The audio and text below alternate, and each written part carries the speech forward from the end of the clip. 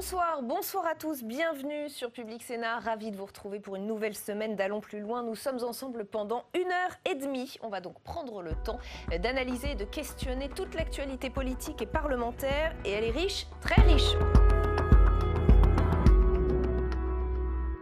Allons plus loin dans l'entretien de la semaine avec vous, Cyril Dion, bienvenue. Merci d'avoir accepté notre invitation. Vous êtes réalisateur, écrivain, militant écologiste. Vous avez notamment co-réalisé avec Mélanie Laurent Demain, César du meilleur documentaire en 2016, applaudi par plus d'1 million de personnes.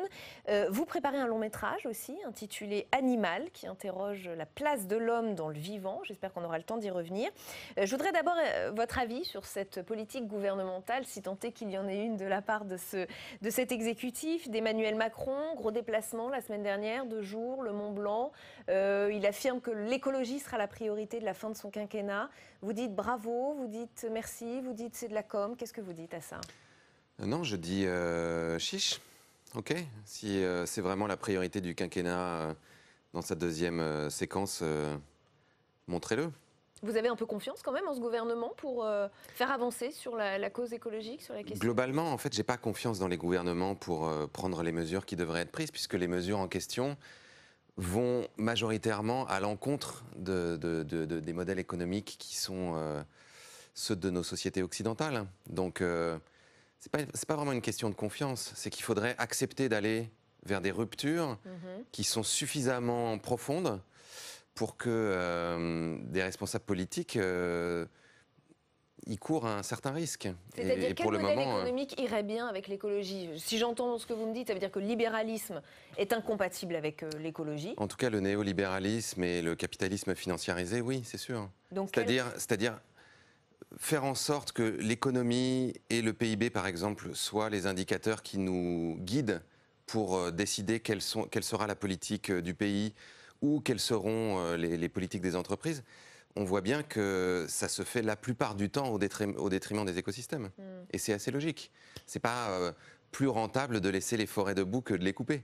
C'est pas plus rentable de laisser les poissons dans la mer que d'aller empêcher un maximum pour pouvoir les vendre sur tous les marchés du monde.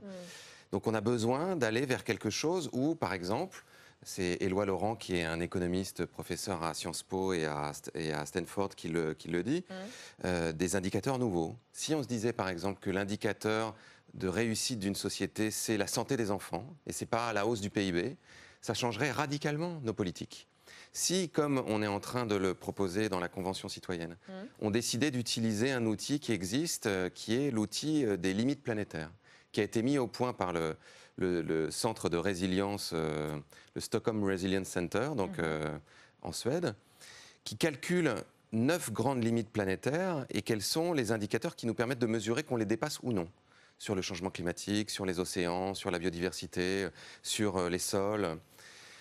Cet outil a déjà été validé par l'ONU, par l'Union européenne, comme étant pertinent scientifiquement.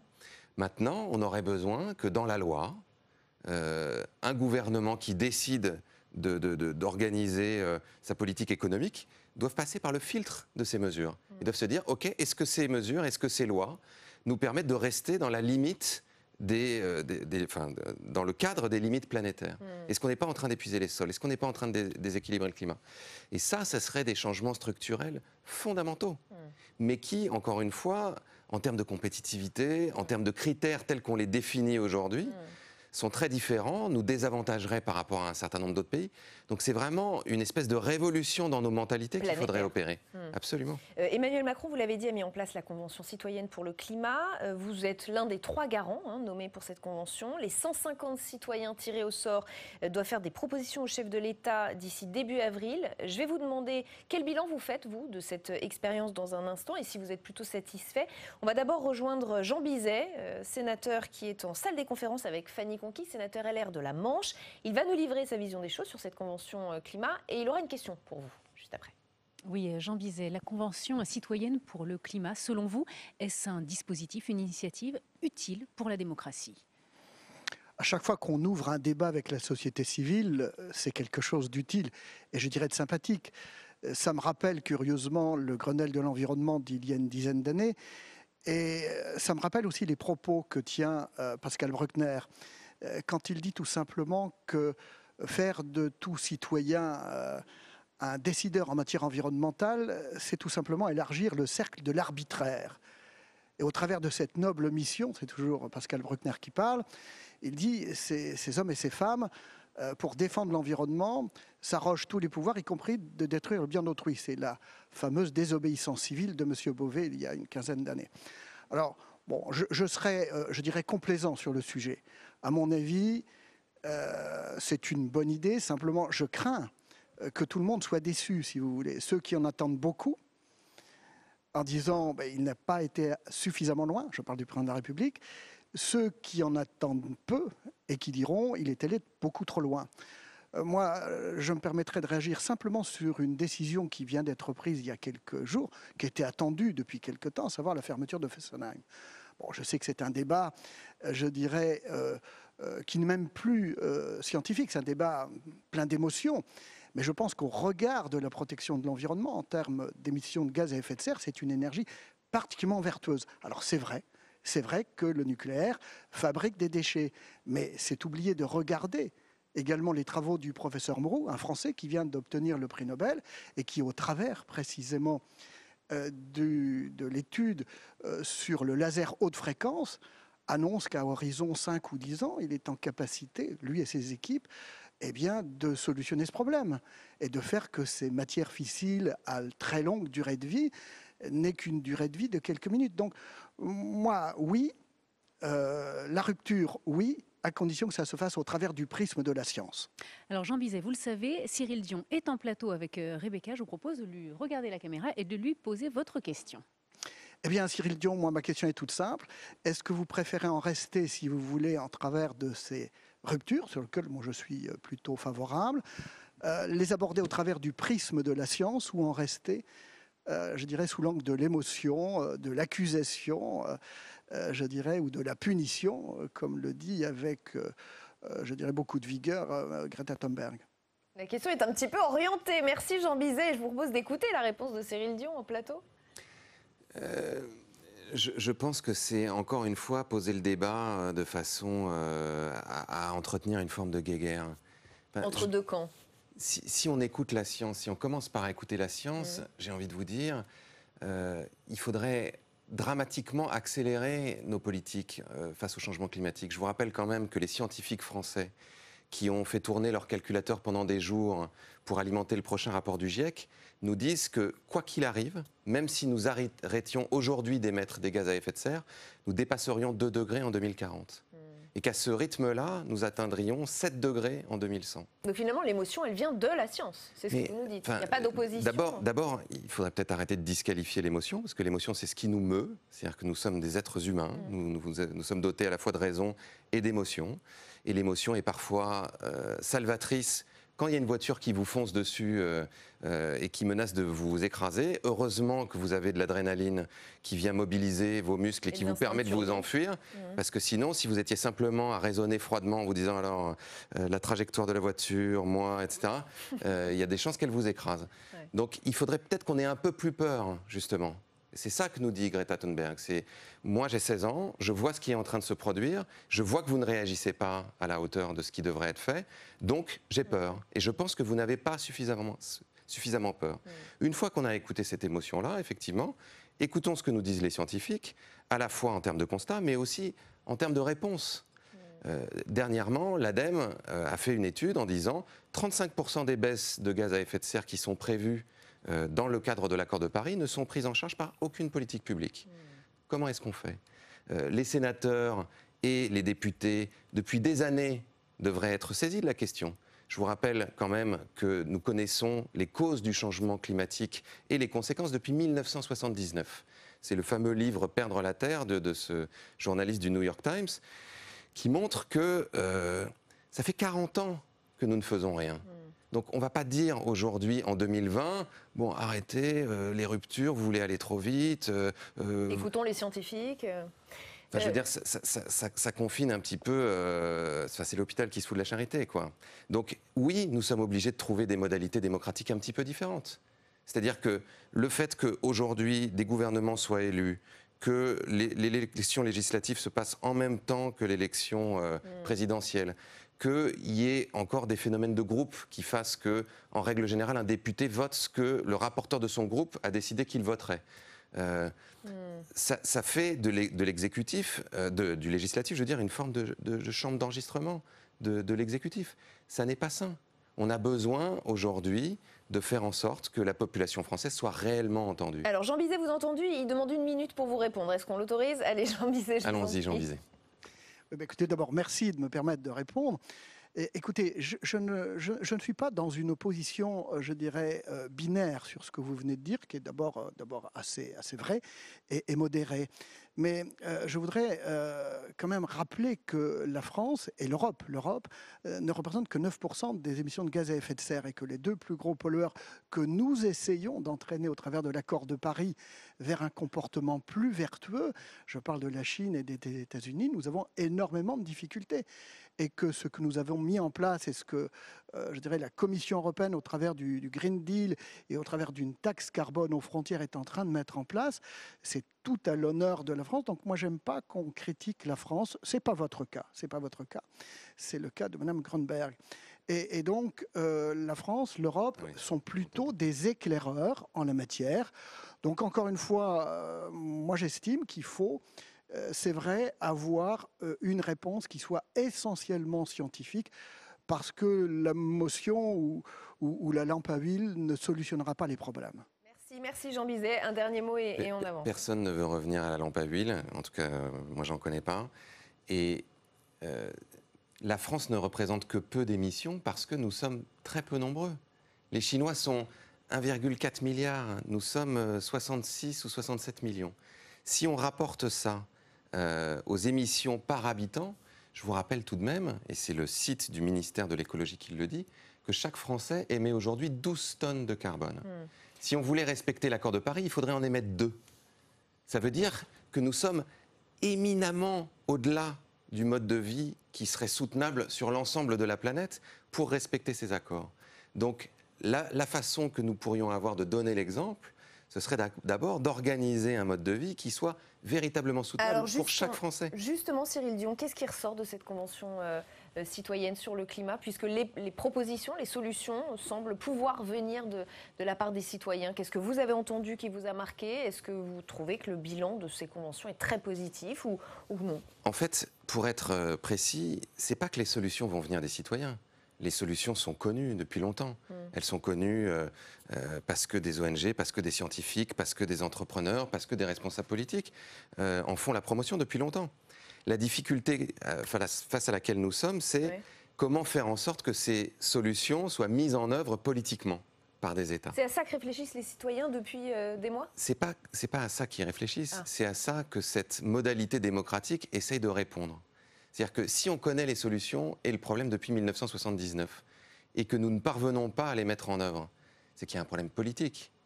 Alors qu'est-ce qui se dit dans ces conventions citoyennes alors? Donc, dans la convention citoyenne, c'est pas ce qui se dit, c'est quel est le processus qu'on a mis en œuvre. Le processus qu'on a mis en œuvre, c'est d'avoir 150 citoyens qui sont représentatifs de l'ensemble des réalités des Français. Et que ces citoyens soient confrontés à des expertises d'économistes, de climatologues, de chefs d'entreprise. Qui leur disent ça c'est faisable, ça l'est pas, ça va coûter trop cher. Qui leur disent ça, qui leur dépeignent aussi la situation. Et il y en a qui sont arrivés dans la Convention citoyenne qui étaient climato-sceptiques. Il y en a d'autres qui étaient hyper écolos. Il y en a d'autres qui étaient totalement contre l'écologie et qui, pareil, avaient une vision en se disant les écolos, c'est des radicaux qui veulent nous faire revenir à la bougie et à la lampe à huile. Ce qui est intéressant, c'est ce qui se passe dans ces 150. C'est que, au fur et à mesure des week-ends, il y a une sorte d'alchimie qui fait qu'il y a une formation en accéléré. C'est-à-dire qu'ils ont de plus en plus conscience de ce qui se passe. Ils absorbent ce que les scientifiques et les experts leur proposent et que ça passe par le filtre de la délibération.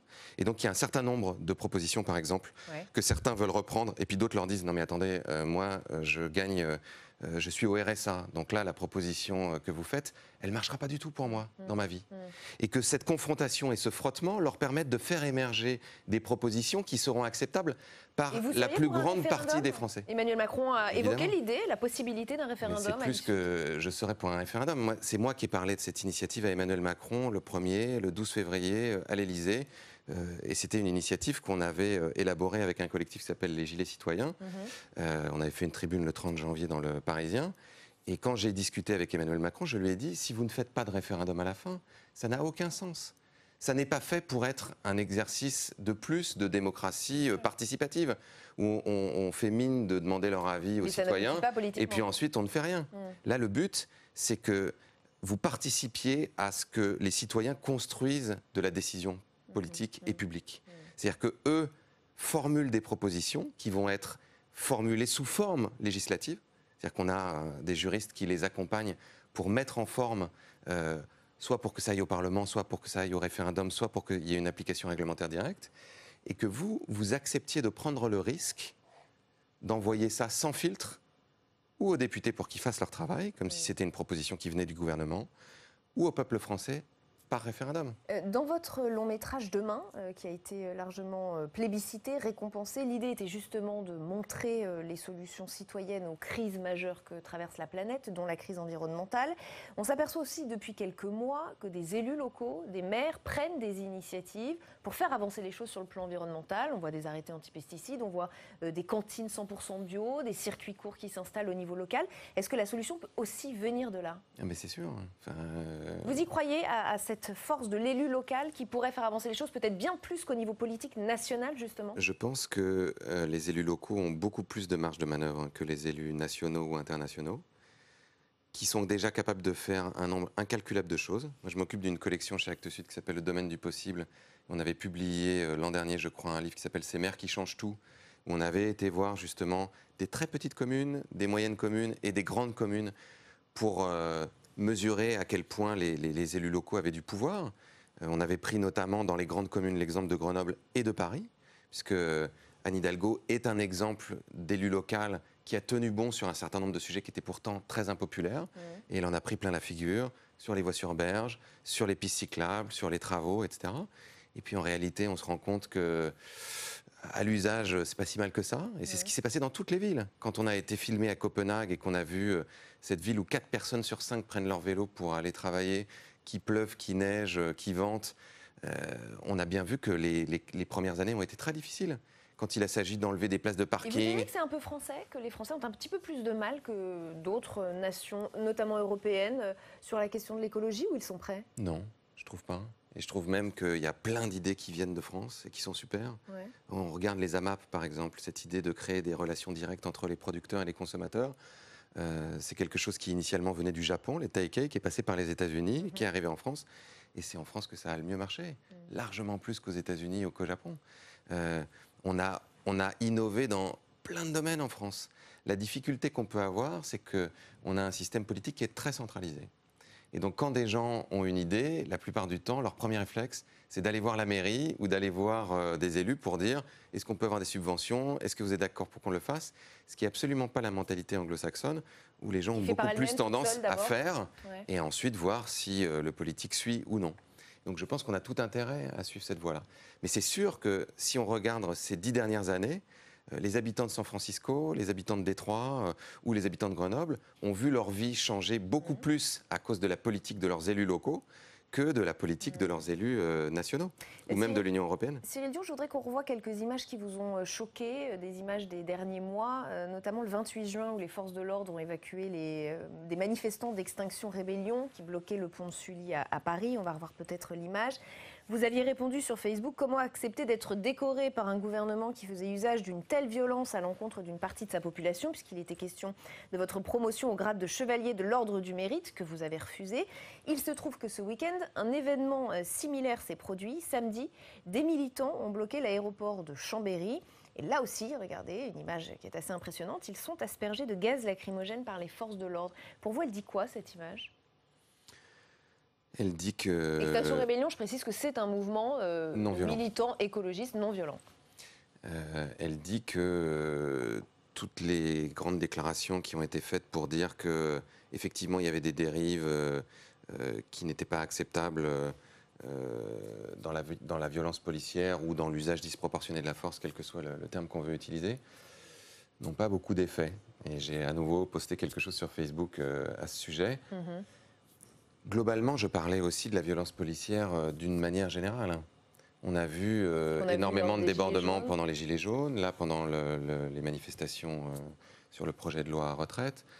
Il y a un vrai problème. Enfin, je veux dire, quand on se fait interpeller par le Conseil des droits de l'homme de l'Union européenne, par l'ONU, invitant la France à faire un usage proportionné de la force, à respecter les droits de l'homme, on peut se dire que quand même, on est allé trop loin. Certains parlent de régime autoritaire, de dictature. Vous aussi, vous employeriez ce genre de mots? Non, vous diriez on n'est pas dans une dictature. Enfin, il faut avoir été vivre dans des États qui sont véritablement totalitaires pour faire quand même la différence. Mais il y a une dérive qui est inquiétante à la fois dans la violence policière, mais qui est inquiétante aussi dans un certain nombre de lois qui sont passées sous couvert d'état d'urgence et qui ont plutôt tendance à limiter les libertés personnelles. Donc moi, c'est quelque chose qui me préoccupe énormément et qui me semble être une ligne rouge en plus, qui empêche toute coopération entre des ONG, par exemple, et le gouvernement. Je sais que quand la Convention citoyenne a démarré, bien que ça soit une initiative qui est venue de la société civile, qui est venue des Gilets citoyens, qui est totalement indépendante, le fait que Emmanuel Macron l'ait endossée a fait que tout un tas d'ONG se sont désolidarisées, et particulièrement à cause de cette problématique de la violence policière, en disant un gouvernement qui fait ça, il a franchi la ligne rouge, on ne fera jamais rien avec lui.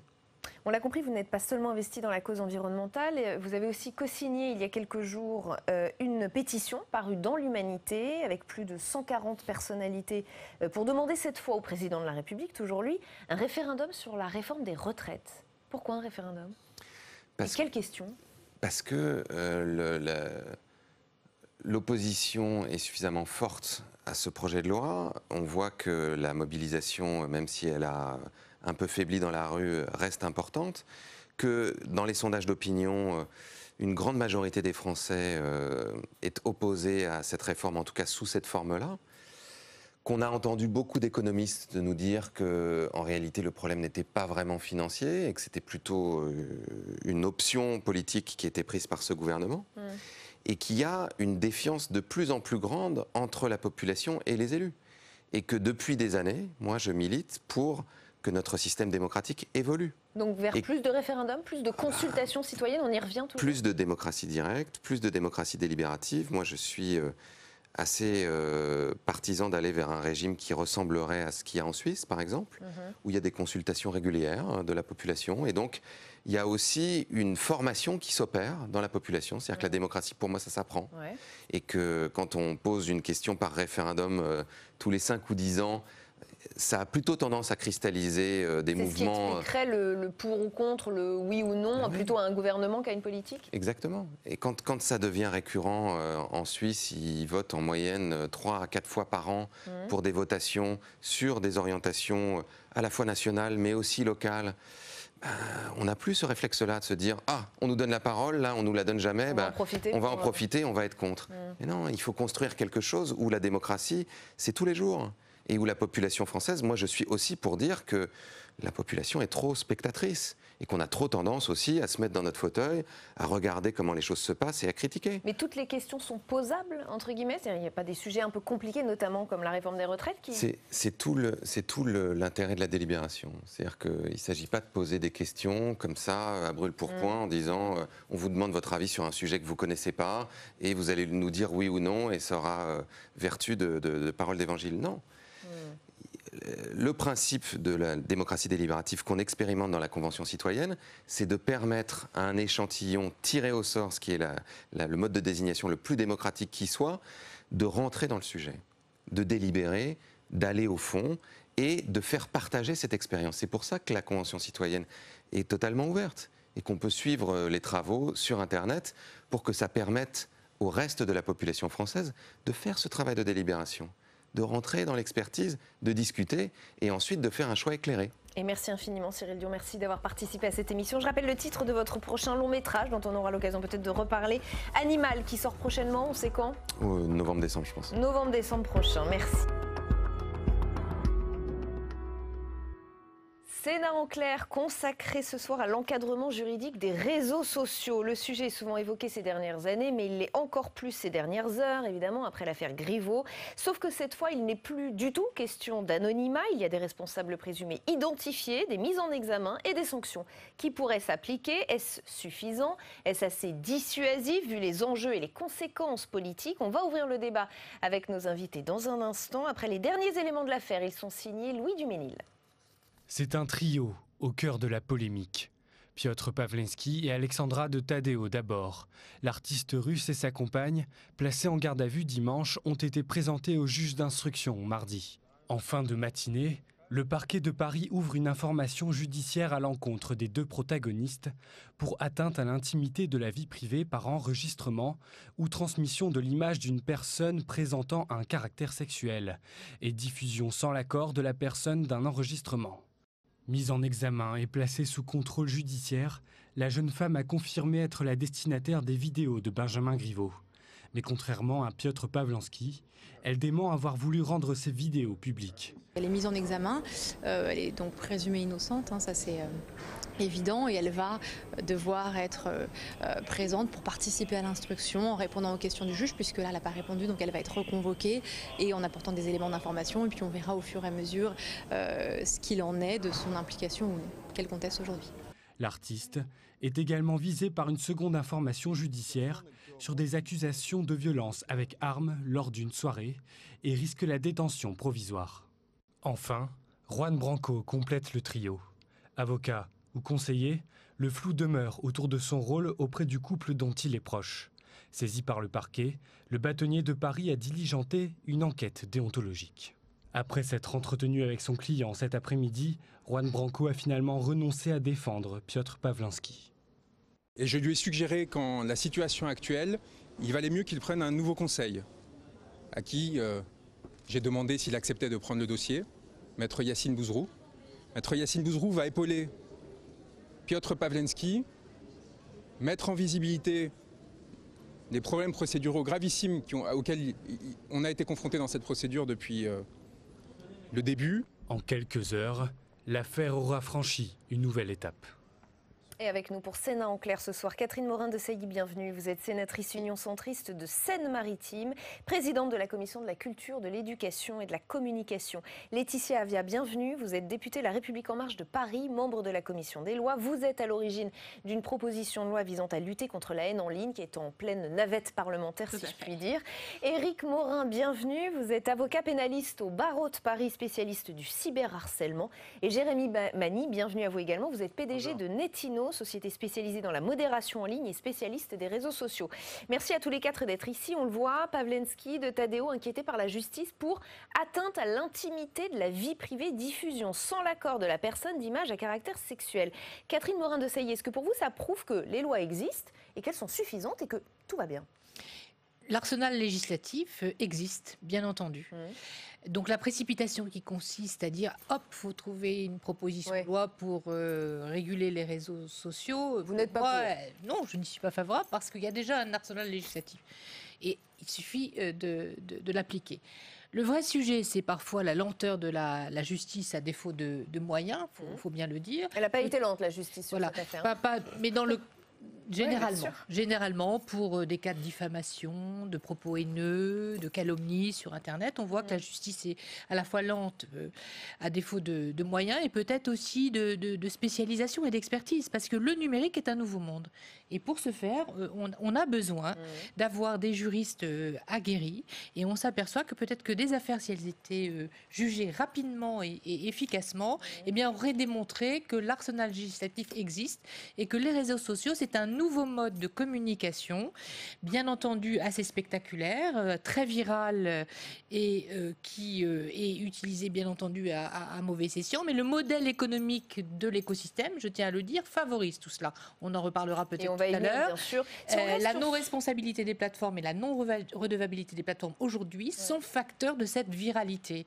Donc il y a d'autres sujets à traiter que celui stricto sensu de trouver des nouvelles lois pour réguler les réseaux sociaux. Et il y a la question de la formation et de l'éducation aux réseaux sociaux. Sur ce point précis d'atteinte à la vie intime, Laetitia Avia, vous aussi, vous êtes d'accord? Pour vous, il y a l'arsenal juridique, tout va bien, il faut juste plus de moyens et une justice plus rapide, ou il y a des choses à faire évoluer d'un point de vue juridique sur ce cas précis? D'un point de vue juridique, en effet, l'arsenal législatif, il existe, puisqu'il y a bien un délit qui existe, puisqu'il y a des sanctions qui sont prévues. La réalité, c'est qu'on ne peut pas décorréler le délit de l'endroit où ce délit est réalisé. Et c'est ce que disait Catherine Morin-Desailly, c'est que on a un délit là qui est réprimé par 2 ans d'emprisonnement. Oui, jusqu'à 2 ans d'emprisonnement, 60 000 € d'amende.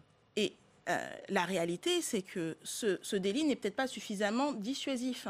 Et les réseaux sociaux, Internet, avec cette capacité de générer une viralité, ont, eux, un aspect qui est incitatif. Donc, quand on a un délit qui n'est pas suffisamment dissuasif et on a un mécanisme de déploiement, finalement, qui, lui, est incitatif, eh bien, on peut arriver à des situations comme celle-ci.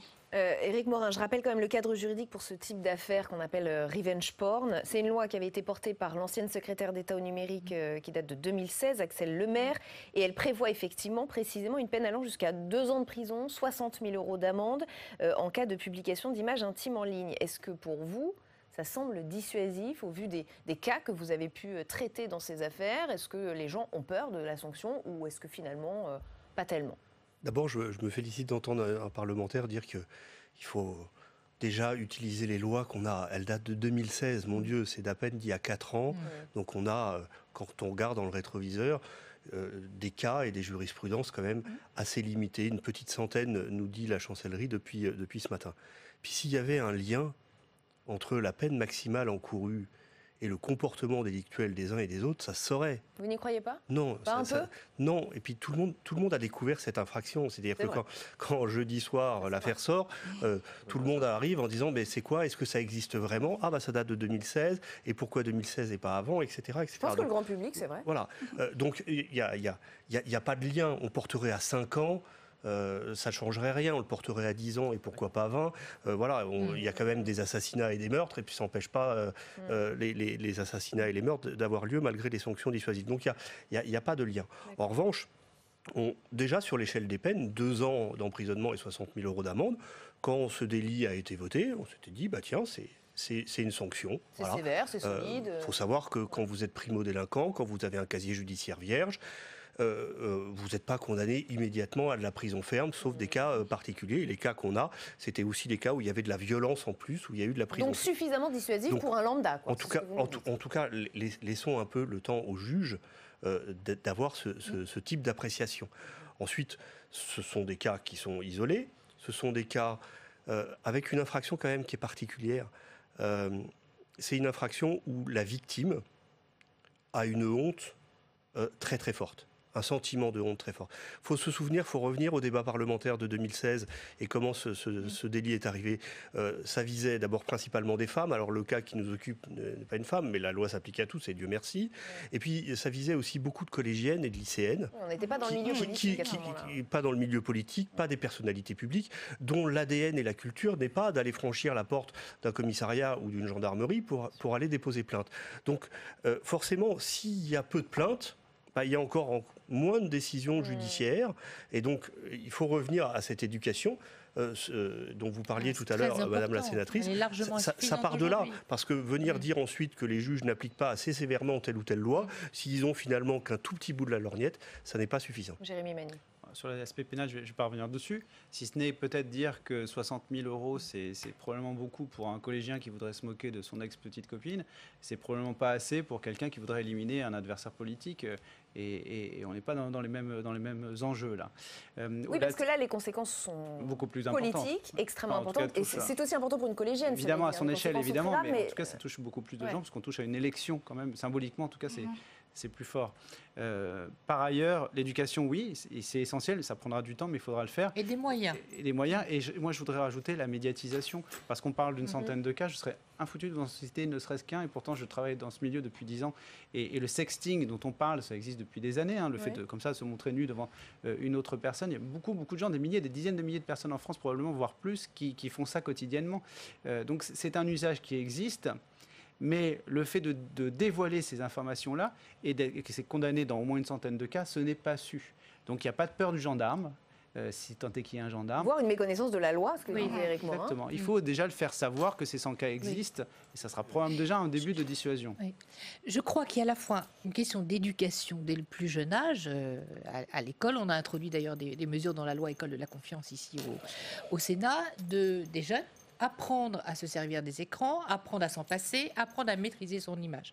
Dès 2011, dans la loi, moi, j'avais introduit dans le Code de l'éducation les risques et les potentialités, parce qu'il y a aussi des effets positifs du numérique, les risques et les menaces, et cet apprentissage nécessaire des plus jeunes, qui doit être bien sûr démultiplié à tous. Mais il y a aussi le comportement de tout un chacun, savoir qu'on n'est pas dans le monde des bisounours sur la toile, c'est le monde réel, c'est pas le monde virtuel, et qu'il faut apprendre soi-même à maîtriser son image, savoir que, par exemple, retweeter ce genre d'image est passible de peine, bien entendu. Nouvelle publication. Qu'il y a le droit d'auteur, il y a le droit à l'image, il y a le droit à la propriété intellectuelle, bref, toute une série de sujets sur lesquels l'ensemble de la population n'est pas assez formée.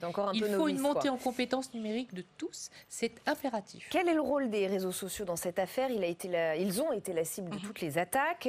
Il est grand temps de réguler les torrents de boue qui se déversent sur les réseaux sociaux. C'est ce qu'a tweeté Gérard Larcher après l'affaire Griveaux.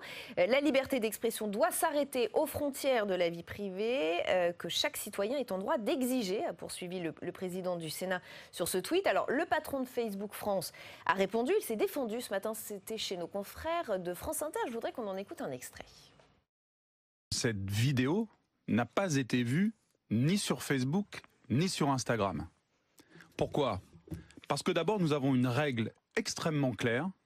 Les vidéos ou images à caractère sexuel sont totalement interdites sur nos plateformes. Et pour faire respecter cette règle, nous avons mis en place des outils extrêmement développés et puissants et efficaces, notamment fondés sur l'intelligence artificielle. Laetitia, on sent bien que Facebook essaie de montrer patte blanche. Est-ce que c'est juste ? Il y a une réalité, c'est que sur Facebook, on ne trouvera jamais d'images ou de contenu à caractère sexuel. On ne trouvera jamais le moindre téton sur Facebook. C'est la réalité. Mais malheureusement, toute cette technologie n'est pas utilisée pour d'autres éléments qui sont d'ordre complètement délictuel, qui sont ceux qui sont portés par ma proposition de loi de lutte contre les contenus haineux. J'ai pris connaissance en effet du tweet que vous avez évoqué tout à l'heure de Gérard Larcher, et je dois vous dire quelle a été ma surprise, mon agréable surprise d'ailleurs. Lorsque le président du Sénat nous dit qu'il faut réguler les réseaux sociaux, moi c'est ce sur quoi je travaille depuis le début de mon mandat, c'est ce que j'ai proposé dans ce texte qui est arrivé donc au Sénat en décembre dernier. On y reviendra, qui a été vidé de sa substance. Mais pour revenir sur ce qu'on disait tout à l'heure, l'éducation, le fait que le public soit conscient des risques, que le public soit conscient de ce que peuvent générer les réseaux sociaux, ça passe aussi, je pense, par une unité et une clarté de la parole publique. Lorsque on manque de cohérence, lorsque on va avoir sur une affaire des personnes publiques qui vont dire faut réguler les réseaux sociaux, et que lorsque le texte est sous leurs yeux et que finalement on nous dit attention, on protège la liberté d'expression, on manque de cohérence et on laisse entendre finalement à ces personnes qui commettent des délits que oui, l'impunité pourra continuer de prospérer sur les réseaux sociaux. Vous aurez l'occasion de répondre au fait que le Sénat ait, comme vous dites, vidé de sa substance votre texte, puisqu'on ira rejoindre en salle des conférences Marie-Pierre de la Gontrie. Juste un mot quand même sur ces réseaux sociaux, Jérémy Mani. On a Laurent Soli de Facebook France qui ne montre pas de blanche, qui nous dit nous, c'est pas possible chez nous. C'est vrai, mais on peut poster un lien, on peut poster. Est-ce qu'il n'y a pas un peu d'hypocrisie ? Est-ce que vraiment ces réseaux sociaux, ou Facebook en l'occurrence, jouent le jeu ? Sur le cas Griveaux, Facebook n'a rien à voir dans cette histoire. Il ne faut pas aller les chercher là-dessus. Ils ont peut-être d'autres torts à corriger, mais sûrement pas celui-ci. Il ne faut pas attaquer là-dessus. Ce qui n'est pas le cas de Twitter, par exemple, qui est beaucoup plus... Twitter aussi, mais là, en l'occurrence, l'information, elle circulait depuis au moins 48 heures. Et ce n'est pas les réseaux sociaux qui l'ont dévoilé, c'est Joachim Sandforger, quand même. Donc, il faut dire tel que c'est quand même un député qui a pris le soin sur Twitter. Oui, parce qu'il l'a partagé sur Twitter. C'est le partage qui a été... C'est pas l'erreur de Twitter. C'est pas la faute de Twitter. C'est comme si je faisais un accident dans l'autoroute et on dit c'est la faute de Vinci Autoroute, alors que c'est moi qui conduis la voiture. Non, il y a quelqu'un qui a pris la décision de médiatiser cela avec un peu quand même de sarcasme derrière dans ces propos-là. C'est si clair que ça, Éric Maurin, vous êtes d'accord ? C'est parce que Ce n'est que la plateforme, après tout, c'est le député... Oui, alors il ne faut pas éliminer la responsabilité individuelle. La responsabilité individuelle, elle est jugée tous les jours dans nos chambres de la presse. Je vous assure qu'aujourd'hui, les affaires qui passent au tribunal correctionnel, il y en a plus de 50% qui sont liés à des propos qui sont tenus sur Facebook, qui sont tenus sur Twitter. La difficulté, c'est l'identification, mais là, on sait de qui on parle. Donc, faisons déjà le tri entre une responsabilité individuelle et puis les réseaux sociaux. Là, en plus, qui n'ont rien à voir. C'est-à-dire qu'on parle de l'affaire Griveaux et on parle de la responsabilité des réseaux sociaux. Pour reprendre l'exemple de Facebook et de Twitter, j'entends ce que dit le directeur France de Facebook ce matin. Twitter, c'est le vilain petit canard. Twitter, dans les réseaux sociaux, c'est celui qui ne répond à aucune réquisition judiciaire envoyée par des enquêteurs de police judiciaire pour identifier telle ou telle adresse IP qui permettrait de poursuivre telle ou telle. La seule limite de Twitter, c'est quand il y a vraiment des menaces de mort, parce que là, ils se disent, oh là, si jamais il y avait un passage à l'acte, là, on viendrait nous chercher. Mais au nom du premier amendement américain, tout ce qui est diffamation, tout ce qui est injure, tout ce qui a été patiemment bâti par nos juges sur la loi, à partir de la loi sur la liberté de la presse, Twitter s'en contrefiche, ne répond même pas.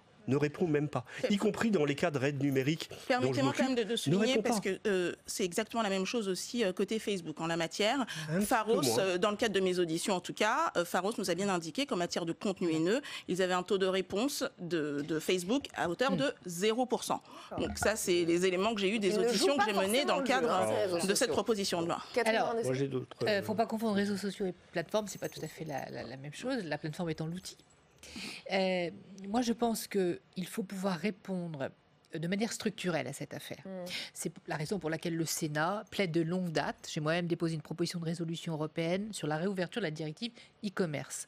Parce que la directive e-commerce, qui est une législation européenne, confère une non-responsabilité, une non-redevabilité aux plateformes. Donc un statut complètement neutre, aseptisé.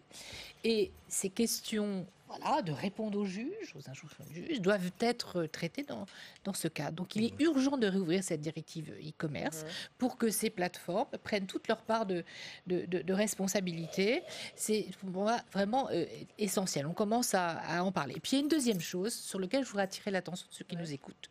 Le modèle actuel de cet écosystème de l'Internet qui est basé sur la publicité, l'échange des données et donc la circulation d'informations est un modèle qui est pervers. Il n'est pas durable et soutenable pour moi. Pourquoi ? Parce que le clic, il est rémunérateur. On a l'impression qu'il s'agit d'une démarche complètement gratuite, mais ce n'est pas gratuit puisque vous donnez vos données. Ces plateformes comme Telenog s'alimentent de toujours plus de données.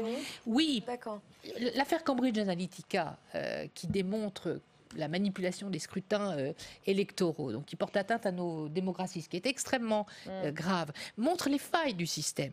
Le clic, il est rémunérateur. Donc toutes les fausses nouvelles, tous les propos haineux, toutes les manipulations électorales, c'est rémunérateur, ça fait du clic. Donc le modèle de l'Internet en lui-même, qui est en plus le modèle de l'attention, qui vous capte le plus possible sur Internet pour aller consommer toujours plus de publicité et générer toujours plus de revenus sur des plateformes oligopolistiques. Même modèle que la télévision et la radio. Voilà. Alors, arrêtons la télévision. Non, parce que vous n'avez pas de publicité encore ciblée à la télévision. Ça va arriver. J'espère que non, parce que le Sénat s'opposera à ce que l'on instaure la publicité ciblée pour l'audiovisuel public. Le Sénat s'y opposera. Je peux vous le dire. Quand vous êtes sur telle ou telle émission, les plateformes, vous savez qui regarde et vous adaptez la publicité. Pardonnez-moi de terminer ma phrase. Les plateformes n'ont pas de statut de redevabilité, ce qui n'est pas le cas de la télévision. Jérémy Manif, juste pour répondre sur ce point, j'ai peur qu'on fausse un peu l'orientation en mettant je ne suis pas porte-parole ni de Facebook ni de Twitter, soyons clairs là-dessus, mais je pense quand même que c'est pour le coup pas du tout leur responsabilité. Et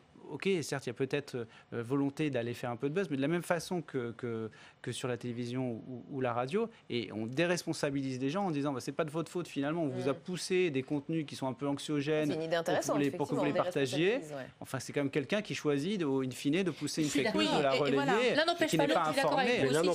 C'est ça, le sujet, et c'est ce qu'on aborde dans cette question de modèle économique, c'est qu'on a des réseaux qui fonctionnent justement sur de la viralité, et que donc donc, en effet, cette viralité, elle est rémunératrice. Et on est dans cette recherche toujours du clic constant et avec des internautes qui en oublient que par chaque clic, ils engagent en plus leur responsabilité. C'est ça aussi la réalité, c'est que chaque personne qui clique, chaque personne qui retweet est autant responsable de la diffusion. Et donc en réalité, normalement, on pourrait aller poursuivre toute personne qui a partagé un lien, et qui a par exemple partagé la vidéo qui était évoquée. Mais bien sûr, on sait que ça n'aura pas lieu. Et c'est ça aussi qui fait qu'on a besoin de rééquilibrer le système en ayant un système dans lequel on contrôle davantage, on responsabilise davantage toutes les parties prenantes. Alors, reprécisons bien les choses. L'affaire Griveaux porte sur des contenus à caractère sexuel et sur des publications dont les auteurs sont identifiés. Pas d'affaire d'anonymat dans cette histoire. On va élargir le débat aux contenus haineux et anonymes en ligne, puisqu'il y a votre loi, Laetitia Avia, qui va être examinée en seconde lecture par les parlementaires. Au Sénat, beaucoup s'y opposent. Pourquoi ? Eh bien, on va voir ça avec Marie-Pierre de La Gontrie, qui est donc en salle des conférences, je vous le disais, avec Steve Jourdain. Oui, Madame de La Gontrie, bonjour. L'Assemblée nationale a voté ce nouveau texte, cette nouvelle mouture du texte dit Avia. Il vous plaît ce nouveau texte ? Le texte a les mêmes faiblesses que la première lecture. Il faut savoir que c'est un texte qui prévoit, grosso modo, que ce qu'on appelle les contenus haineux, dont la liste avait été un petit peu compliquée en première lecture et qui a été précisée, doivent être immédiatement retirés dans les 24 heures par les plateformes. Oui. Et donc nous dénonçons, en tout cas nous, groupe socialiste, nous dénonçons le risque de surcensure, parce qu'en cas de non-retrait des contenus en question, les sanctions prévues par le texte sont extrêmement lourdes pour être vraiment très incitatives. Donc évidemment, que vont faire les plateformes ? Pour ne pas être condamnées, elles vont nettoyer à tour de bras tout ce qui risque d'amener une condamnation. Et nous, ça nous pose problème. Pourquoi ? Parce que la liberté d'expression ne peut être limitée que par l'intervention du juge. C'est un principe simple. Et donc, nous retenons l'idée qu'il faut pouvoir, bien sûr, parce que personne ne se satisfait de la situation actuelle. Donc oui, il faut pouvoir retirer très vite les contenus qui posent problème. Mais nous proposons, et nous avons proposé en première lecture, et nous reproposerons là en deuxième lecture, que ce soit, s'il y a contestation de l'auteur, si la personne dont on retire l'écrit ne dit rien, très bien, mais si la personne conteste, ce soit très vite le juge des référés qui intervienne pour que le propos soit retiré, mais est-ce que c'est vraiment, par l'intervention du juge. C'est vraiment plus démocratique selon vous qu'un juge puisse contrôler Si vous posez cette question, ça m'inquiète. C'est-à-dire que les atteintes à la liberté d'expression ne peuvent être autorisées que par la loi et donc par la vérification par le juge. Vous allez confier demain le fait que votre propos sera censuré ou pas par une plateforme dont vous ne savez rien et qui, en plus, à cause des dispositions du texte, ne voulant pas être condamné à des sanctions financières très lourdes, va faire un nettoyage maximum. Donc chacun doit être conscient de ça. Donc c'est le point sur lequel nous ne sommes pas d'accord, tout en ayant un objectif que nous comprenons de la proposition de loi. Là où les sénateurs de droite du Sénat majoritaire, eux, souhaitent purement et simplement balayer l'affaire du retrait dans les 24 heures, nous proposons un retrait dans les 24 heures, mais encadré par le juge. Et la deuxième chose qui nous préoccupe, c'est que ce texte n'exclut pas la presse. Oui. Et nous, ça nous semble un problème, parce que la presse en ligne, c'est quelque chose de très important. Il y a parfois, y compris des médias qui n'existent qu'en ligne. Et donc, on n'est pas du tout dans le même régime. Pourquoi ? Parce qu'il y a un éditeur dans la presse, il y a un responsable légal. Donc là, on n'est pas dans l'anonymat, dans la nécessité de retirer parce qu'on ne sait pas qui a tenu ses propos. Ouais. Donc, ça nous semble très différent. Et curieusement, pour l'instant, notre amendement n'a pas été repris. Merci beaucoup, Madame la sénatrice, d'avoir répondu à mes questions. C'est à vous, Rebecca. Steve et Laetitia Avia brûlent d'impatience de répondre. Oui, bien sûr. Mais je vais vous répondre rapidement, mais en 3 points. La première chose, c'est que je pense que Marie-Pierre de La Gontrie n'a pas lu la dernière version du texte qui reprenait justement l'amendement qu'elle avait présenté et dont nous avions discuté en commission mixte paritaire. C'est-à-dire que, en effet, on n'avait pas besoin de le préciser et ça fait du droit bavard, mais autant le dire. Lorsque l'on retire, voilà, c'est du droit bavard. Mais allons-y. Lorsque une atteinte à la liberté d'expression existe parce qu'un contenu a été retiré, bien sûr que le juge des référés peut être saisi pour que l'atteinte, pour qu'il n'y ait plus cette atteinte. Donc ça, c'est la première chose. La seconde chose, c'est que le texte comporte un certain nombre de dispositifs pour lutter contre la surcensure. déjà une sanction jusqu'à 4% du chiffre d'affaires si les plateformes ont un comportement de surcensure. La possibilité aussi de saisir le juge en cas d'atteinte à la liberté d'expression et donc de remettre un contenu. Ça, et le contrôle des conditions générales d'utilisation, puisque souvent ce sont ces éléments-là aussi qui sont utilisés pour porter atteinte à la liberté d'expression par les plateformes. Enfin, qui sont utilisés, qui sont le fondement de ce que certains peuvent considérer comme étant une atteinte à leur liberté d'expression. Puis la dernière chose que je voudrais dire, c'est que Mark Zuckerberg est en train de faire un tour d'Europe, et donc il a fait une conférence de presse hier, où il a indiqué que pour lui, cette solution de retirer en 24 heures les contenus, ce n'était pas la bonne solution, et qu'il fallait plutôt axer sur le retrait des contenus de manière préventive. C'est-à-dire, avant même qu'ils ne soient publiés, retirer des contenus, donc en quelques secondes. Donc moi, je suis assez interpellée. Mais c'est ce que fait Facebook sur les vidéos sexuelles. C'est exactement, ça disparaît avant même ce que disait Laurent Soli tout à l'heure. Exactement. Mais moi, je n'ai pas envie qu'on encourage cela. Je suis désolée, mais je n'ai pas envie qu'on encourage un système dans lequel les plateformes censurent, avant même publication, sans que ce soit dénoncé par qui que ce soit, selon leurs critères. Oui, mais le problème, c'est que la vidéo devient virale en quelques heures. Oui, mais donc, même les 24 heures ne suffisent pas. C'est ce que dit Facebook. Ce texte, ce que veut Facebook aujourd'hui, c'est nous dire on va tout gérer, vous ne verrez rien et vous n'aurez pas de contrôle. Et puis, on ne peut pas faire en 24 heures. En revanche, ce que je trouve assez particulier, parce qu'ils peuvent faire en quelques secondes, mais ils ne peuvent pas en 24 heures. Ma proposition de loi, ça leur dit ce qu'ils doivent retirer, quand et comment. Donc, c'est très important, je pense, que la représentation nationale vienne cadrer l'action des grandes plateformes, puisque aujourd'hui, ce qu'elles veulent faire, pour moi, est extrêmement dangereux. Éric Morin ? Vous savez, les contenus haineux, ils visent des personnes, des vrais gens. Ouais. Si ces vrais gens, un jour, veulent agir, je ne sais pas ce que c'est que Twitter. Je sais pas assigner Twitter. Il n'y a même pas d'entreprise française avec une représentation en France. Alors, c'est prévu dans ce texte. Oui, c'est prévu. Mais vous allez leur imposer comment ? C'est-à-dire qu'ils ont déjà leurs règles. Par la loi. Mais par la loi, mais la loi, c'est le droit européen, c'est pas la loi nationale. Donc il y a des vrais problèmes de procédure vraiment importants. Et puis, c'est pas que théorique. Moi, je vais vous donner 2 exemples. Rapidement, il nous reste 2 minutes. Très rapidement. Pendant 12 heures, en France, par Twitter, le syndicat des avocats de France, qui est un des syndicats les plus actifs et surtout en ce moment où les avocats sont en grève, a été suspendu par Twitter, mais pas par des vrais gens derrière Twitter, par une espèce d'algorithme qui a considéré que l'interpellation systématique par le même message d'un compte non certifié chez eux de parlementaires, pour attirer leur attention sur la réforme des retraites, justifier leur suspension. C'est ça un syndicat qu'on va suspendre par un algorithme, parce que c'est pas des vrais gens qui vont suspendre, c'est pas des vrais gens qui vont analyser le contenu haineux. C'est pour ça qu'il faut contrôler. Ça n'existe pas. Déjà le cas. Ils n'ont pas le modèle économique pour ça. C'est justement ça qu'il faut éviter. Et moi, je veux pas de syndicat interdit. J'appelle pas ça de la censure de l'atteinte à la liberté d'expression. Une fois qu'ils sont réactivés, ils peuvent continuer. C'est des erreurs humaines, c'est des erreurs d'algorithme qui se corrigent. Et l'atteinte à la liberté d'expression, c'est bien plus grave. C'est s'empêcher sur la durée de pouvoir s'exprimer. On ne peut pas prendre un cas particulier comme ça et de dire voilà, maintenant on ne peut plus légiférer sur la question. Par ailleurs, la loi allemande, elle existe depuis 2 ou 3 ans. On n'a jamais été capable de me citer un exemple de personne qui a été censurée par la loi allemande de façon durable. Peut-être qu'il y a eu des erreurs à la marge, peut-être qu'il y a eu des gens qui ont été retirés, qui ont pu republier derrière. C'est pas bien grave. Donc le risque n'est pas si énorme que ça. Et je vais vous expliquer pourquoi il n'existe pas. Parce qu'on ne peut pas dire que Facebook et Twitter sont cyniques d'un point de vue économique et en même temps penser qu'ils n'en ont rien à faire de savoir que leurs internautes vont être censurés. Et ces gens-là, s'ils sont surcensurés, ils vont aller ailleurs, ils vont aller sur d'autres plateformes. Il y a un risque économique majeur. On est déjà en train de dire que Facebook perd des internautes en France et en Europe et aux États-Unis. Est-ce que c'est vraiment pour aller plus loin que ça? Non, c'est évident qu'ils n'auront aucun intérêt à surcensurer. Un dernier petit point très rapide. Un modérateur, il n'a que quelques secondes pour se décider. Il n'attend pas 24 heures de réflexion. Ça ne changera rien au processus de modération. Ils auront du mal d'aller sur d'autres plateformes dans la mesure où leur stratégie est oligopolistique. WhatsApp, c'est Facebook, par exemple. Donc on voit qu'aujourd'hui, ce sont des oligopoles et on est prisonnier de ces oligopoles. Le vrai sujet, c'est de pouvoir monter au niveau européen. C'est une législation européenne. C'est la directive e-commerce. Et Thierry Breton a fait des mises en garde. Voilà, et d'ailleurs la Commission européenne a émis un avis très négatif à cette disposition de la PPL. Des observations, ce n'était pas un avis. Très négatif. Maintenant, je souscris complètement à la volonté de Laetitia Avia qui est de dénoncer ces propos haineux.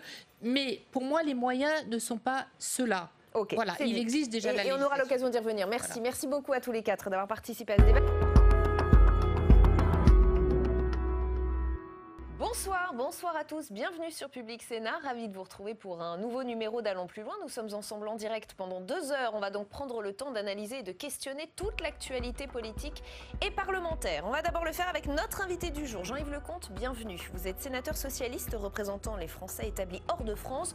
Vous allez réagir à différents sujets, c'est le principe. Le week-end dernier, on a vécu, il faut le dire, un séisme politique, un remplacement en urgence de Benjamin Griveaux par Agnès Buzyn, et vous avez pu observer de votre côté une certaine panique dans les équipes de communication. Eh bien oui, Rebecca, la campagne LREM à Paris n'est pas un conte de fées, hein, loin de là. Difficile de changer Benjamin Griveaux en Agnès Buzyn à un peu moins d'1 mois du premier tour des municipales. Hein. Il n'y a pas de baguette magique. Il faut donc revoir toute la communication et les supports en un temps record. Et forcément, ça tâtonne et ça panique. Les milliers de tracts estampillés Benjamin Griveaux qui devaient être distribués aujourd'hui sont partis à la poubelle. Ouais. Côté numérique, jusqu'à quelques jours encore, le site internet de campagne était inchangé avec la photo tout sourire de Benjamin Griveaux. Pire, lundi, comme l'a repéré l'un de nos journalistes à Public Sénat, Fabien Recker, quand on tapait Buzyn 2020 dans Google, eh bien l'URL renvoyait vers qui, Rebecca ? Eh bien vers le site d'Anne Hidalgo. Il s'agit de cyber-squatting, une technique couramment utilisée en politique, hein, mais pas que. En clair, des petits malins achètent un nom de domaine, ici Buzyn 2020, et renvoient l'adresse vers le site de leur choix. Une guéguerre numérique qui avait eu lieu en 2012 lors de la présidentielle, puisque l'adresse hollande2012.fr renvoyait à un moment vers le site de l'UMP. Oui, alors, concernant Buzyn 2020, l'équipe de campagne d'Hidalgo jure qu'elle n'y est pour rien. En théorie, en tous les cas, n'importe quel internaute, Rebecca, peut acheter un nom de domaine moyennant quelques euros, en fait. Alors, qu'est-ce qu'il en est aujourd'hui ? Est-ce qu'Agnès Buzyn a vraiment un site digne de ce nom, cette fois ? Pour parer au plus pressé, les équipes ont choisi la simplicité. Reprendre le site de Benjamin Griveaux, ensemble.paris, en changeant tout simplement la photo du bandeau. Alors, pas encore de visuel officiel, mais une photo, vous le voyez, au naturel. Et comme sur son compte Twitter aussi, où on voit ses têtes de liste dans un jardin parisien, des clichés qui ont été pris dans l'urgence, puisque des photos prises en studio devraient sortir la semaine prochaine, qu'on imagine, on espère, assez différentes, mais on l'imagine, du shooting de Benjamin Griveaux, des photos qui étaient censées être cool, vous le voyez, mais qui avaient vite tourné en ridicule sur le net. Bon, sur le fond, à part la bio de la candidate, le site est donc absolument identique à celui de Benjamin Griveaux, proposition incluse. Pourtant, elle ne voulait pas reprendre la quasi-totalité des mesures. Agnès Buzyn exclut quand même la transformation de la gare de l'Est en un Central Park parisien, comme elle l'a affirmé chez nos confrères de BFM. C'était hier soir. Regardez. Mon projet, c'est d'abord de gérer cette ville et de répondre aux besoins du quotidien. D'accord, mais donc c'est exclu. En tous les cas, ça ne figure pas tel quel dans mon programme. Eh bien si. Eh bien oui, pourtant j'ai été regarder cette proposition controversée. Ainsi, vous savez que les 100 000 € donnés aux Parisiens des classes moyennes pour acheter un appartement, eh bien, figure toujours sur le site de campagne. Les violons ne sont donc pas complètement accordés. Alors peut-être que Gaspard Ganzer, l'ancien conseiller com de François Hollande, qui vient de rallier Agnès Buzyn, peut-être qu'il va pouvoir prodiguer de précieux conseils pour éviter, Rebecca, de nouvelles fausses notes numériques. D'ailleurs, vous le voyez comment, ce ralliement de Gaspard Ganzer à Agnès Buzyn, Jean-Yves Lecomte ? Moi, je n'ai pas d'avis sur la question. Aucun avis ? Non. Il a été le conseiller de François Hollande pendant très longtemps. Ça vous choque, ça vous interpelle, c'est le jeu politique. C'est pas le seul conseiller qui a suivi sa vie, après. Politiquement, quand même, l'arrivée d'Agnès Buzyn dans cette course, municipale parisienne, est-ce que pour vous, ça rebat les cartes ? Écoutez, vu l'improvisation que vous décrivez, je la préfère candidate de La République En Marche à Paris que ministre de la Santé. Alors, en même temps, ils n'ont pas beaucoup de temps à leur décharge quand même. D'un autre côté, vu le naufrage annoncé, bon. Le naufrage annoncé de qui ? De Benjamin Griveaux. Finalement. Mais il n'y a plus de naufrage annoncé maintenant avec Agnès Buzyn pour ce qui est de Paris. J'imagine que vous avez jeté un petit coup d'œil aux récents sondages qui sont sortis. Ils ont sans doute pris ça pour une chance. Ceci étant, il y a encore beaucoup d'improvisation. Et c'est vrai que face à ça, Il y a quand même des candidats qui, par leur action et par leur campagne, depuis longtemps et sans changer de cap, défendent une vision différente pour Paris, enfin différente, ou la continuité de Je vous donne quand même le tout dernier sondage Ipsos qui est sorti aujourd'hui. Il y en a eu 3 ou 4 ces dernières 24 heures. Je vous donne le tout dernier Ipsos qui donne Agnès Buzyn à 19%, Rachida Dati à 20%, Anne Hidalgo à 24%. C'est en train de se resserrer sérieusement quand même. De toute façon, c'est par arrondissement qu'il faut regarder. Mais ce sondage, comme tous les autres, confirme l'importance du score d'Anne Hidalgo dans tous les cas. Donc vous êtes rassuré. Donc je suis rassuré. Bon, tout va bien. Je suis rassuré, même si rien n'est gagné dans une campagne de cette nature, compte tenu des enjeux, compte tenu des difficultés qui ont, tout le monde le sait, qui ont été pour la mise en place de cette nouvelle politique de la ville, anti-pollution, pour les piétons, écologie. Il y a eu de la résistance et tout le monde a participé à cette résistance d'une manière ou d'une autre parce qu'il y a eu beaucoup de cartes qui ont été rebattues. Et puis l'enjeu du logement qui est énorme pour faire de cette ville une ville qui ne soit pas une ville-musée. Mais on ne va pas en parler ce soir. Les combats pour ça, on a vu à combien les sénateurs de Paris en particulier sur Airbnb avaient besoin d'évolutions législatives pour pouvoir combattre cette tentative de certains investisseurs de transformer cette ville en ville-musée. Sénat en clair consacré ce soir au changement de discours de l'exécutif sur l'éolien. Ça a commencé au Sénat mardi. Elisabeth Borne a utilisé des mots suffisamment forts pour qu'ils soient très remarqués. La ministre dénonce, je cite, un développement anarchique, une saturation visuelle et un sentiment d'encerclement. Et ce n'est pas rien dans la bouche de la ministre de la Transition écologique. Alors que faut-il en conclure? Vers quel type de mesures cela va ou cela doit nous mener? On va se poser toutes ces questions avec nos invités après le rappel des faits de Léa Demirjian. Au moment où le gouvernement redessine le panorama énergétique du pays, c'est une inflexion qui en dit long. Mardi dernier, devant la commission des affaires économiques du Sénat, Elisabeth Borne n'a pas mâché ses mots, en dénonçant le développement anarchique de la filière éolienne. J'ose espérer que ce qu'on me montre, c'est les pires horreurs. Il y a vraiment à la fois des implantations de parcs éoliens en co-visibilité avec des monuments historiques. Je ne comprends même pas comment on a pu arriver à ces situations.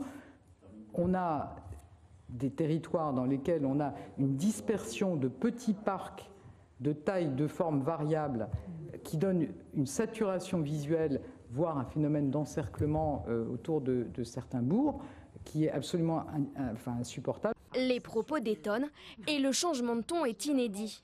Aujourd'hui, l'énergie éolienne représente plus de 5% de la production énergétique française.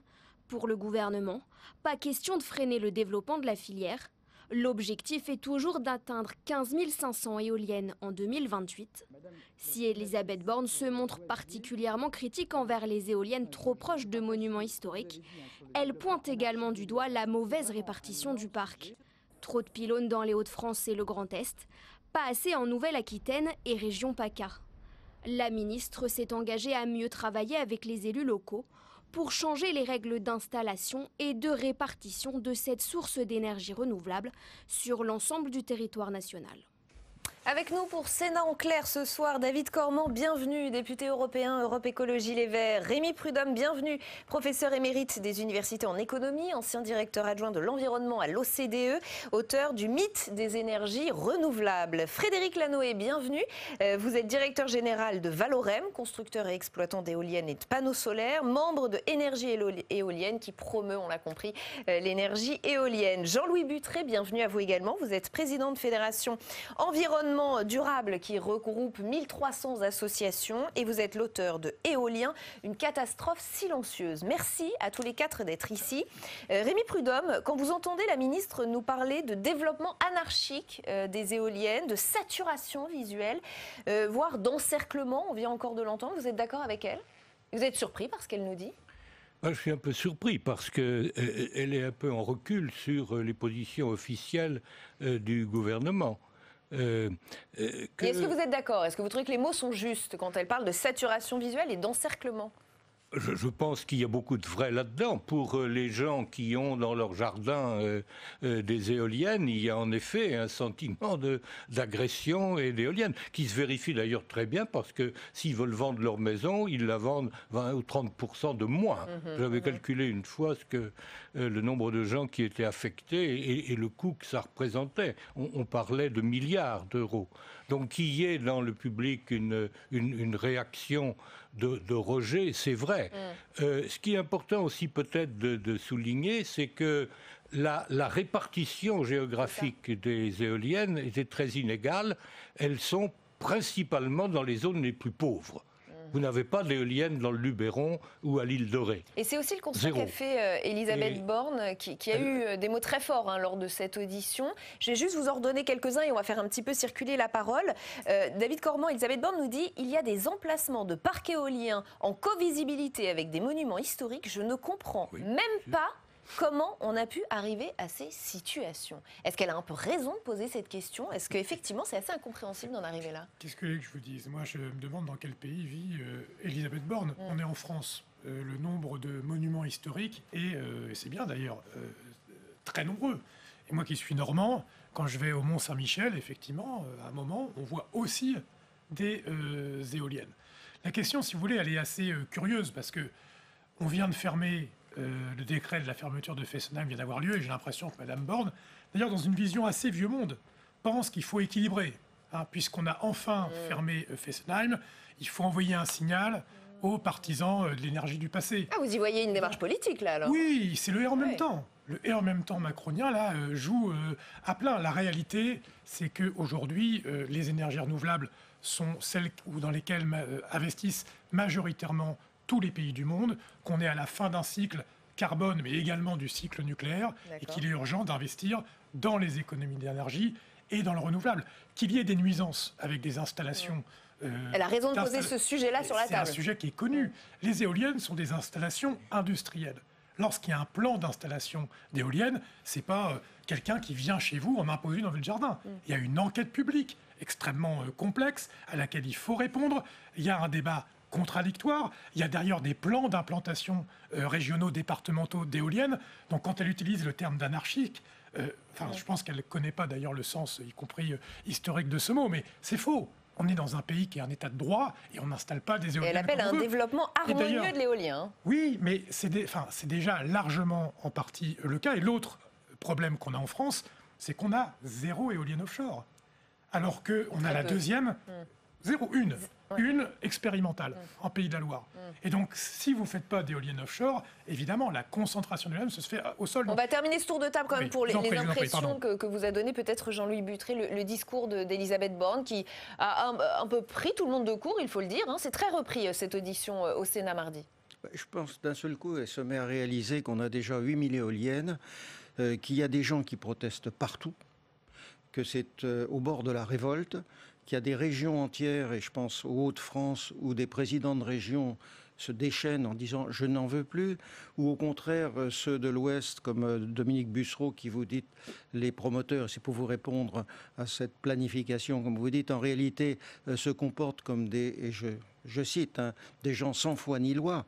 Donc si vous voulez, c'est actuellement, il y a sur la France une emprise d'une industrie, et je ne lui veux pas de mal, simplement une industrie qui veut mettre de force des éoliennes sur la France et qui fait tout ce qu'il faut au point de vue marketing pour y arriver. C'est normal. On ne fabrique pas ces machines.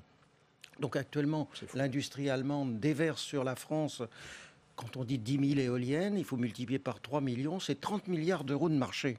Il est normal que les industriels se disent je vais prendre le marché, donc ils jettent sur la France tout un tas de prospecteurs. C'est intéressant le sujet que vous posez, évidemment on va vous laisser répondre. Sur des cibles qui sont des cibles faibles. C'est quoi? C'est des agriculteurs ou des propriétaires de terrain qui louent un terrain et aujourd'hui vous louez n'importe quel terrain de France pour 10 000 euros par an.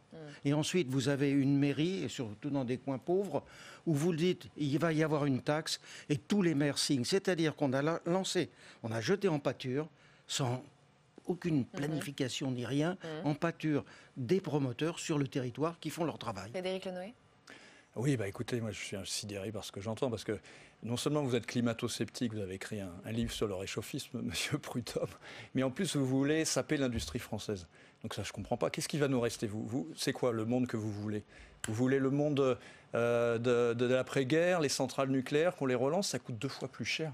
Ça coûte 2 fois plus cher l'énergie qui sort du nucléaire moderne que d'une éolienne. Non, il faut réaliser que l'éolien français crée chaque année l'équivalent d'un Fessenheim en emploi. Un Fessenheim en emploi. Donc qu'est-ce qu'on veut? Moi, je suis à la tête d'une entreprise qui emploie 260 personnes. Une entreprise française, monsieur, qui est à Bordeaux. L'année dernière, j'ai recruté 60 personnes, plus 30%. Vous en connaissez beaucoup, des industries. Alors qu'est-ce que vous proposez aux jeunes de France? D'aller pointer à Pôle emploi? Rémi Prudhomme, peut-être? Est-ce qu'on va continuer à exporter notre énergie, à importer notre énergie des pays pétroliers, de déstabiliser la planète? Non, je pense qu'il faut être clair. C'est votre opinion, une opinion du 21e siècle. Quand vous regardez les sondages des Français, sondage après sondage, OpinionWays, Harris, 73 à 77% de gens pour l'éolien. Et quand vous regardez les riverains, il y a la moitié d'entre eux qui deviennent pour après l'installation. On passe à 80%.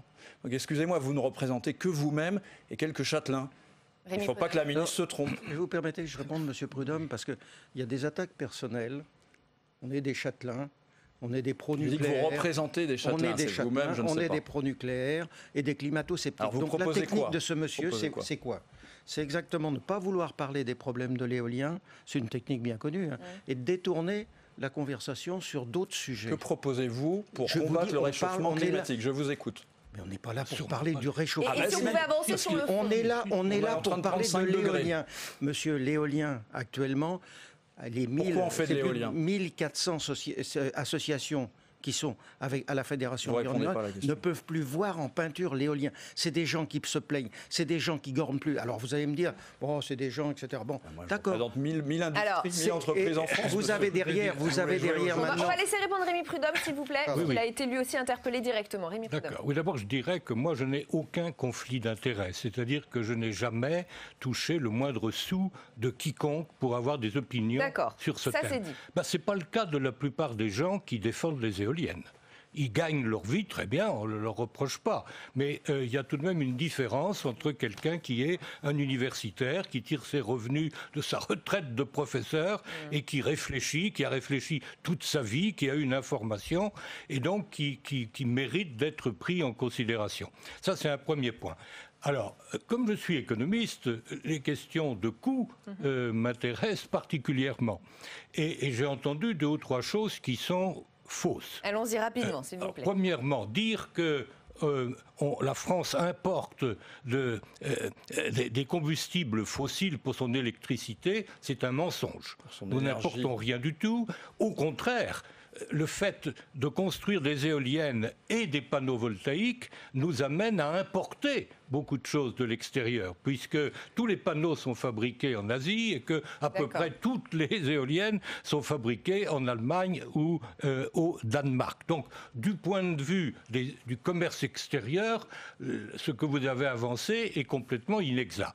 Un deuxième point concerne le coût. Quand vous dites que le coût est alors, d'abord, il y a un deuxième point qui concerne le CO2. Vous dites pourquoi est-ce que l'on veut faire des éoliennes? Pour lutter contre le CO2.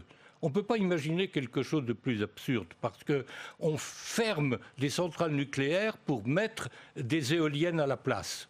Les éoliennes ne rejettent pas de CO2, mais les centrales nucléaires n'en rejettent pas non plus. Alors, donc, nous n'allons pas, avec des éoliennes, réduire d'1 kilogramme les rejets de CO2 de la France. Je vais laisser la parole à David Cormand dans un instant. Je voudrais juste qu'on écoute le chef de l'État, parce que lui aussi, Emmanuel Macron, il y a quelques semaines, a fait part de son scepticisme sur l'éolien. On écoute, on réécoute ces mots et je vous fais réagir. Le consensus sur l'éolien est en train de nettement s'affaiblir dans notre pays. Il y a l'éolien offshore qu'on a développé et relancé très fortement, mais de plus en plus de gens ne veulent plus voir d'éolien près de chez eux, considèrent que leur paysage est dégradé, ne veulent plus avoir de l'éolien qui s'installe. Je regarde les choses comme vous, telles qu'ils se passent du territoire. Il ne faut pas l'imposer d'en haut. Il y a une petite musique qui commence à circuler sérieusement, David Cormand. Oui, mais vous savez, les lobbies dans cette affaire sont très puissants. Quand on entend la question des industries éoliennes, d'abord, il y en a des entreprises qui fabriquent des éoliennes. Mais il aurait pu en avoir davantage. Il y avait une entreprise qui s'appelle Alstom qui produisait des éoliennes, qui a été scindée en deux. et dont on a cédé la partie énergétique à General Electric. Il y a même Areva, qui depuis a fait faillite, qui était spécialisée dans le nucléaire, mais qui s'était mise à construire des éoliennes. Qu'est-ce qu'on a fait? Elles ont vendu la dimension éolien à Gamesa et à Siemens. Ce qui fait qu'effectivement, aujourd'hui, il y a un enjeu industriel pour la France d'avoir un géant de la fabrication éolienne. Et puis après, il y a la question du coût. Vous savez, j'habite en Normandie, je vous parlais tout à l'heure du Mont-Saint-Michel. On a un fleuron de l'industrie française en Normandie. C'est la centrale nucléaire de Flamanville, notamment ces fameux réacteurs EPR, qui sont tellement un fleuron que là, on nous annonce qu'elle devait coûter 3 milliards, ce réacteur. Aujourd'hui, on est à 12,9 milliards. Ouais. Elle devait ouvrir en 2012. Aujourd'hui, on ne sait pas quand est-ce qu'elle va ouvrir. Donc il y a une catastrophe industrielle en France en ayant investi dans le nucléaire. Qui plus est, ce n'est pas une autonomie énergétique pour la France. On ne produit pas 1 gramme d'uranium en France. Donc c'est aussi des importations. Quant à l'importation, pourquoi on a une balance commerciale déficitaire en France? Parce qu'on importe des milliards et des milliards d'énergie fossile, certes pas pour produire de l'énergie, mais pour l'essentiel de notre consommation énergétique. Et donc oui, une transition énergétique, ça veut dire des économies d'énergie, c'est énormément d'emplois, et des énergies renouvelables. Et la France est en train de prendre un retard, et moi je suis très inquiet d'entendre le chef de l'État raisonner comme au XXe siècle. Il est censé être assez jeune, et il a une vision très passéiste des choses. Jean-Louis Buttret et ensuite Frédéric Lanoé, et ensuite on va en salle des conférences. J'aimerais bien qu'on revienne à l'éolien, parce qu'on divague sur d'autres sujets. Ça pourrait être tous les liés, vous pouvez pas couper l'éolien. On divague sur d'autres sujets, vous bloquez la parole sur d'autres sujets. Alors allons-y. Ne perdons pas de secondes précieuses. D'abord, qu'est-ce que c'est qu'une éolienne au point de vue écologie? C'est une usine électrique. Ça commence par 2500 tonnes de béton qui ne seront jamais enlevées du sol. Ensuite, un mât, etc. Vous avez une nacelle. Écoutez, je peux parler sans... Allez-y, c'est gentil. Donc, une nacelle, 70 tonnes de matériel électrique avec des produits pas tous sympathiques. Il y a des terreurs de temps en temps, même souvent. Jean-Louis Buttret, allez-y. Je ferai la même chose. Ensuite, vous avez des pales dont plus personne ne sait quoi faire, puisque c'est des pales en plastiques spéciaux, c'est-à-dire des époxys, bisphénol, etc., condensés. Et ensuite, vous mettez des fibres de verre ou des fibres de carbone, ce qui fait que les Allemands ne savent pas quoi en faire. Ils disent on va les mettre dans les décharges africaines. Et les États-Unis, alors eux, c'est bien connu, il n'y a pas de problème. L'écologie, il n'y a pas un problème. On creuse un trou, on met les pales. Et les Français, aujourd'hui, ne savent pas quoi en faire. Je voudrais avoir votre solution, du coup. C'est quoi la solution? En plus, c'est faux. Mais c'est pas à moi de donner la solution. Quand on commence, on a 8000 machines aujourd'hui qui tournent. 90% d'une éolienne est recyclable. Non, monsieur, c'est un mensonge. C'est un mensonge.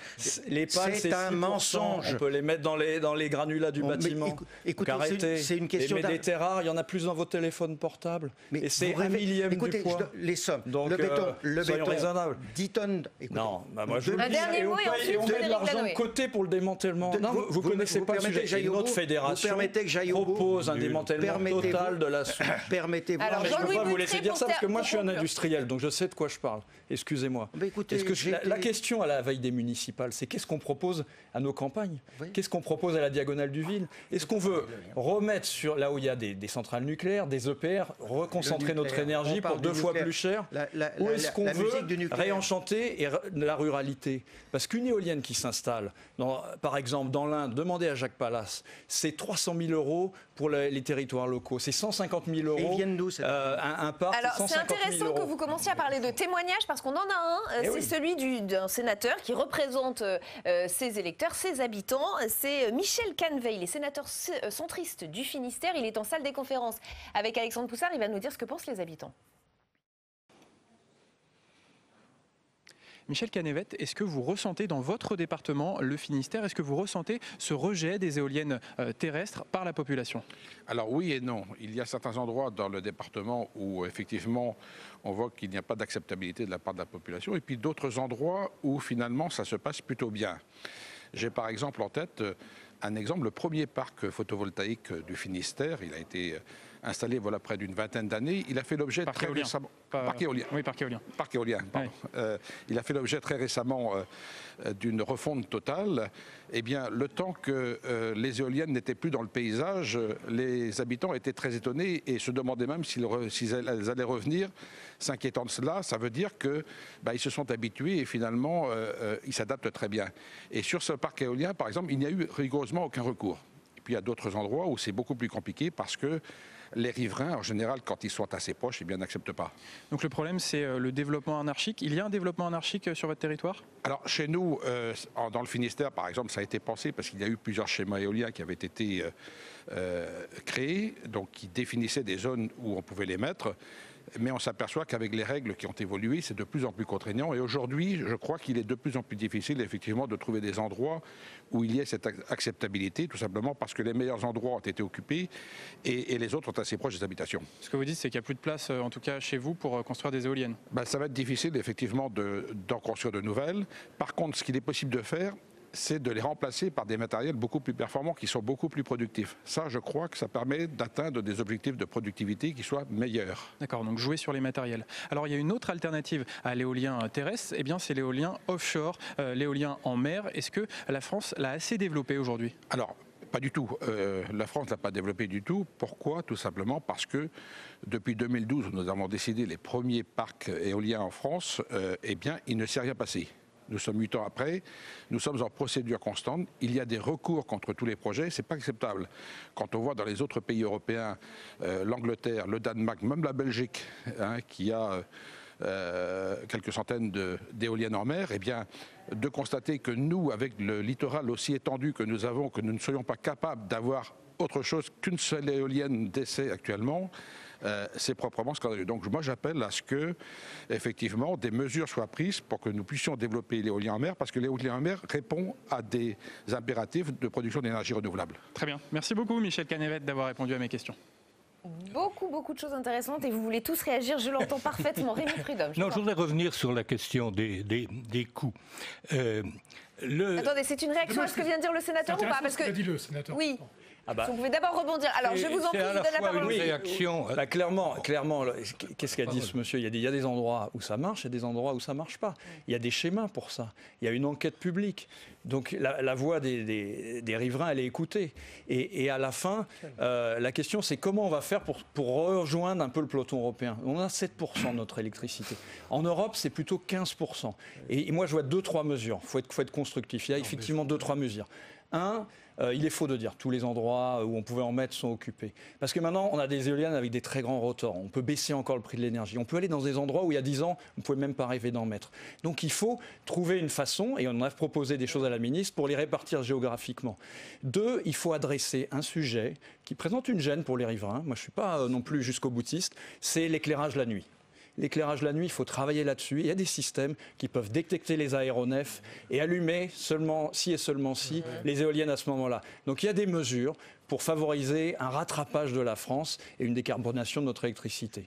Pour ce pays, la tête déjà. Je m'excuse. Attendez, Rémi Prudhomme, s'il vous plaît. Rémi Prudhomme d'abord. Je veux revenir sur la question du coût. Les auditeurs ne savent peut-être pas que l'éolien et du reste le solaire ont été construits de façon suivante.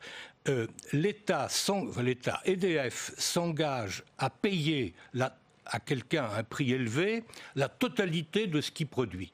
Pour un industriel, c'est le pied. Vous produisez, on vous achète. Vous avez passe par des appels d'offres. Laissez-moi parler. On passe par des appels d'offres. Laissez-moi parler. Pour un industriel, c'est le pied. Vous produisez, on vous achète à coup sûr, et en plus à un prix très élevé. Pourquoi très élevé ? Parce qu'il a été subventionné. Mais non, on ne peut pas. Je peux pas vous laisser savez dire aussi ça. bien que très élevé. Le prix sorti des appels d'offres est à 55-60 euros le mégawattheure.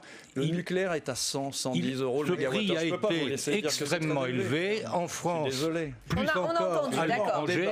Non, je voudrais pouvoir tout de même, Monsieur défend son beefsteak. C'est normal. Je le comprends. Ça va aller très très vite. Je le comprends. Moi, je suis économiste. Je défends l'intérêt économique de la France. À l'heure actuelle, faire la révolution industrielle du moment. On va laisser terminer parce qu'il nous reste à peu de temps. l'heure actuelle, l'éolien et le solaire sont subventionnés à hauteur de 7 milliards par an. C'est beaucoup. C'est le budget du ministère de la Justice. Non, laissez-le finir, parce qu'on va pas y arriver. C'est le budget du ministère de la Justice.